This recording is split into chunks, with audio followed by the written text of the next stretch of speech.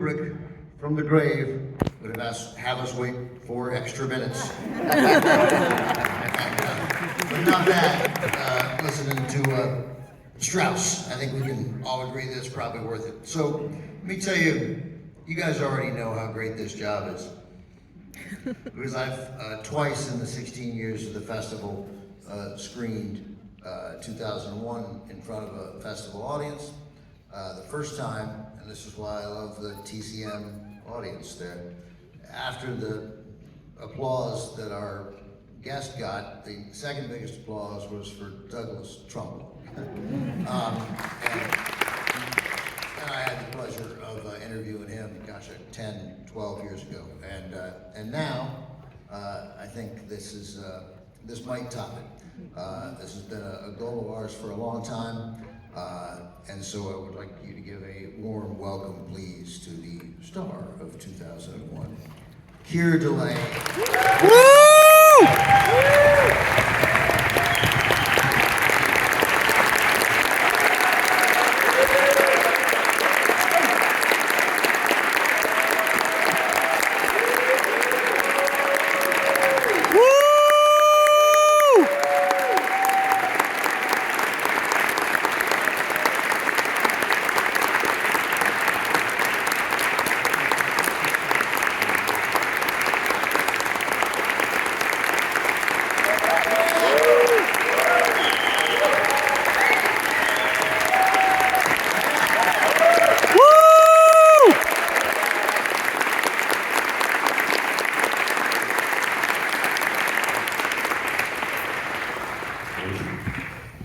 Keir, thanks for coming. Thanks for being here. Oh, my pleasure, my pleasure. So, we were talking backstage, but I'm going to start with a different question, but you're going to know what it is. So back when you first saw it, well, it's a two-part question. One, when you were making it, and two, when you first saw it, did you grasp the ending? Did you? No, actually, the surprise for me was The Dawn of Man, which opened this film, but it was actually filmed after I was finished. So that was a complete surprise. Really? So you came and you're like, I swear to God, I was in this movie. Yeah. So did you and Stanley talk about the significance of the ending, or was it clear to you in the screenplay? Well, I'm sure we must have. It's been 60 years, so It has. my memory of details have somewhat gone, but I could just say that working with Stanley was an extraordinary experience from my point of view. I've done something like 33 feature films plus lots of television, and no one came close to Stanley Kubrick. Well, For me. In fact, when I heard about 2001: A Space Odyssey, I was doing a film in London called Bonnie Lake is Missing. Olivier and Carol Lindley, directed by someone I just as soon not have to have worked with, which was Otto Preminger. Otto Preminger. No, he made some great films, but Otto Preminger bullied his actors a great deal and humiliated them and screamed at them. As a matter of fact, I was told later that Olivier came to Preminger privately and said, Otto, dear boy, I really wish you wouldn't scream at the children. His response was, I'm too old to change. Yeah, Preminger made some great films and some great and some great enemies. And it's interesting to me because most of his reputation was that he was very difficult on actresses, but you're saying he was difficult to men and women alike. So, when then you heard about 2001, of course you knew who Kubrick was, but I think we should keep in mind that when you start production on this movie, he made Killer's Kiss, which was his wonderful second film, and The Killing, and and Paths of Glory and Lolita and Dr. Strangelove, but he wasn't, even with that run, he wasn't yet Stanley Kubrick. This is the film that really... So, what did you know of him, and what did you expect? Well, tell you my history with his filmmaking was, I was in drama school in the mid-50s. And, well, a little later than that, but, and I went and saw this film called Paths of Glory with Kirk Douglas. And it blew me away, absolutely blew me away. And I remember going outside the theater to check the post to see who it was that directed this. It was called Stanley Kubrick. And I was an instant Stanley Kubrick fan, because I thought it was a brilliant film. Still is.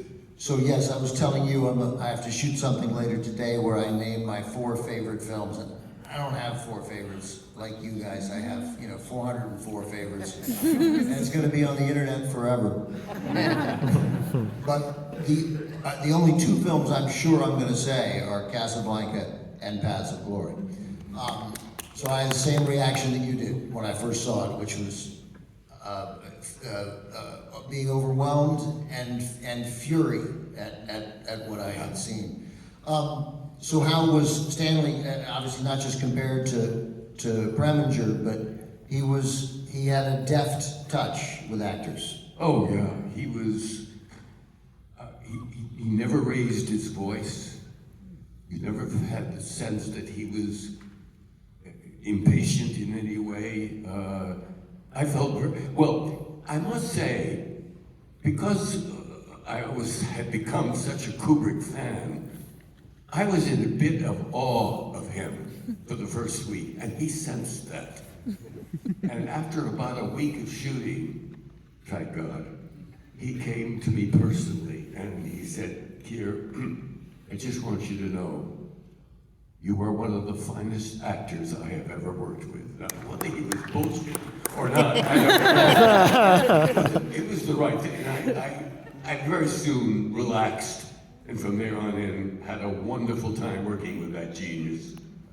That's a lovely story, and that's a sign, whether again, and first of all, he wasn't fully, there's no way he was fully bullshitting, right? But he liked, he was the kind of director who sensed, I need to get this guy to remember that he belongs here. Yeah, absolutely. So, I have so many things to ask you. So, what you had, you made your first feature film was a picture called The Hoodlum Priest with Don Murray, and then you've done a lot of television, and you were doing Bunny Lake is Missing. But I'm curious what you think Kubrick saw that made him think, I want Keir Dullea for this picture.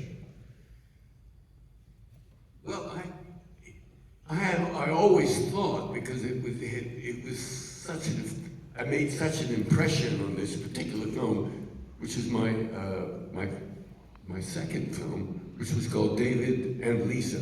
Yeah, Frank Perry.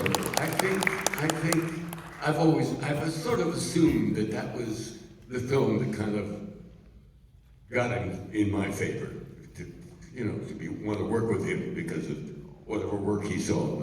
Like that. Yeah, did you have to audition, or was the part merely? No, it was just offered to you. As a matter of fact, I came home one day during the filming of Bunny Lake is Missing, and my wife said, call your agent. So I called my agent, and my agent got on the phone. He says, oh, hi, Keir, hi. Are you sitting down? I said, no, why? I said, you better sit down. Why? You've just been offered the leading actor opposite Stanley Kubrick in his next film. Oh, wow. So the man who I became aware of way back when I was in drama school, this is the man who wanted me for this film. That's amazing. Going back to when you were in drama school, how did you find yourself in drama school? How did I finance myself? No, how did you find yourself? Sorry. I mean, if you want to talk about how you financed yourself, what led you to drama school? Well, I went to a Quaker coeducational boarding school in Bucks County, Pennsylvania. And you could take shop, you could take these half-unit subjects in addition to all the serious stuff that you had to do in school. And but they also gave you the opportunity to take drama, and I took drama. And so, because I had been active in junior high school and did plays, and so I was very active in drama for the last 3 years of high school but I didn't know that didn't lead me to decide I wanted to be an actor. I just loved doing it. Right. Most people who love acting in high school Yeah. do not go on to become actors. It's too hard a business. And So what did you do? I just want to just interject here that he played in Pygmalion the. That was one of the plays, Pygmalion, and I played Professor Higgins in the Pygmalion, and my closest friend in that story was Colonel Pickering, and Colonel Pickering was played by Danny Selznick, David by Selznick. Daniel Selznick. He was Danny So we Selznick. were in the same class together. He was always great to TCM, and he was a big champion of ours, Danny Selznick, yeah. David O. Selznick's son, obviously. So sorry to interrupt, but you were going to tell them about hitchhiking and ending up in San Francisco. Yeah, so you get out of the school, but you don't intend to become an actor. What do you do? No, I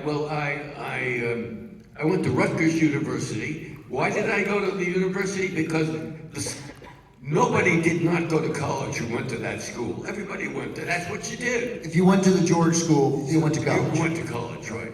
And so I was going to Rutgers, but as a freshman, and I was not happy. I didn't know why I was there, other than that I was supposed to go to college. So in less than a semester, I took off with swearing my roommate to secrecy, and I hitchhiked from New Brunswick, New Jersey to San Francisco. It took me 14 days and arrived, which I thought was in heaven. I mean, and I got a job in heavy construction as a carpenter's apprentice. And you were loving it. You thought, this is great. This is better than Rutgers. I loved it. Yeah. And I think after a year or so, probably a little more, I can't remember exactly, my parents came out to visit me. They'd figured out by now that you weren't at Rutgers. But they were very open. They were very wonderful parents. But my mother said to me, Keir, if you want to continue to be a carpenter, that's fine with me. But did you ever think about being an actor? And as soon as she said those words, I knew that's what I wanted to do, as opposed to just as a side thing. It's, I love that story. It makes me love your mother. It's a reminder that the job of being a parent never ends, right? Pardon me? The job of being a parent never ends, Yeah. you know? Yeah. So you then thought, you started, took classes? I went back to school. I went to San Francisco State College as a drama major, starting my college career all over again, and loving living in San Francisco. And during that following summer, after my freshman year at San Francisco State College, I went back east because my parents ran a bookstop in Greenwich Village, and they had a lot of customers who were in the arts. And I got an opportunity to be an apprentice in summer stock, summer theater. And while I was there, someone told me about this extraordinary drama school called the Neighborhood Playhouse School of the Theater, with Sanford Meisner being the main teacher and Martha Graham being our dance teacher. So I didn't go back to San Francisco State. I stayed in New York and went to the neighborhood playhouse. So you guys are right now listening to two-time college dropout Keir Dullea. We gotta wrap this up, but I want to ask this question because it's a fun question and because it'll teach me a little something about acting, which I always am interested in. Open the pod bay doors, please, Hal. Open the pod bay doors, Hal. Number 78 on the AFI's list of the 100 greatest movie quotes of all time. I cannot imagine as you were shooting it, you thought, this is a great line. but that scene, and you have a lot of them in the film, is you had to do a ton of acting, everybody in this movie did, without speaking. And you get to say that line, but then as you realize from Hal's response what's happening, you have to convey so much with your eyes, with a camera that I imagine is as close to you as it could possibly be. Yeah. Is that is anxiety inducing for me? Was it for you? And in what way did Kubrick help you through that scene? Stanley was helpful all the way through, every moment.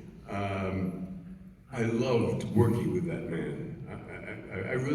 I never forget how it felt working with this really kind, gentle person, and he was the one who took me aside after the first week of shooting because he sensed that. Yeah. So. There's a bit of dialogue that you still remember that it did not make. There's a bit of dialogue that he still remembers that didn't make whatever the list of 100 best movie quotes, but you still remember it because the conversation I had. Yeah, that was cut out. Well, yeah, they filmed me conversing with Mission Control. It was later Stanley decided not to use it, he didn't need it. But I didn't know that. And it was one of the hardest things I ever memorized because it's 60 years ago and I'll never forget how it went. It went like this, I'll do it quickly. Mission Control, this is X-Ray Delta 1 at 1920. Onboard fault prediction center and on a 90000 computer showed Alpha Echo 35 unit as possible failure within 48 hours. Request check your in-ship system simulator. Also confirm your approval our plan to go EVA and replace Alpha Echo 35 unit prior to failure. Mission Control, this is X-Ray Delta 1, transmission concluded. Woo! Yeah!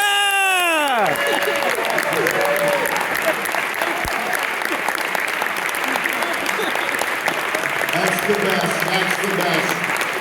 Ladies and gentlemen, the great Keir Dullea, his wife Maya, thank you so much for being here, being so much.